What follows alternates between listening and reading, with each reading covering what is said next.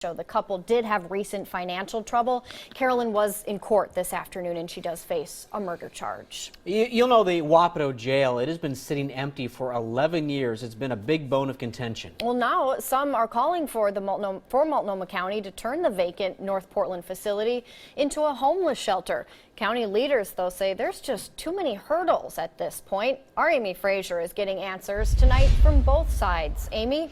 County leaders tell me it is something they looked into. In the end, the county says taxpayer money could be better spent creating homeless shelters closer to downtown Portland where there are support services. Others, though, argue turning the jail into a shelter could help a lot of people. There are large bunk-style dormitories that could be utilized for the people that are sleeping in tents right now. I met with homeless advocate Jeff Woodward, who's behind an online petition to turn Wapato Jail into a homeless shelter. It's not like Shawshank Redemption, certainly not. The facilities are quite nice. Built at a cost of $58 million, the Wapato Jail in North Portland has never housed a single inmate since it was completed back in 2004. Voters approved the bonds, but no money was ever secured to run the 525-bed facility. I've been homeless, and I know that Wapato will work. Right now, Woodward's petition to turn it into a shelter has more than 1,200 signatures. Is this something the county is considering? Not at all.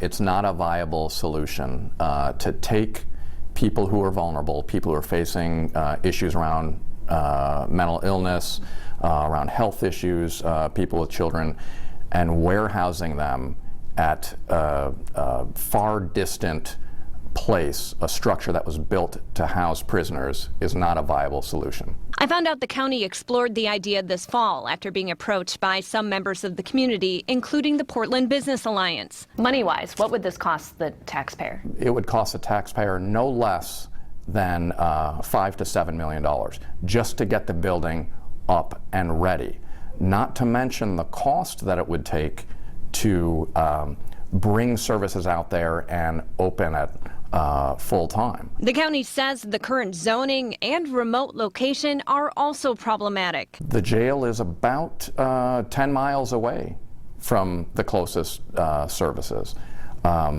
There's not a bus stop anywhere near the place. Still, Woodward feels they are all issues that can be overcome. And as I think that as these tent communities continue to expand in Multnomah County, the need and awareness is just going to build and build and build. I think right now there's a perfect storm for Wapato and its use.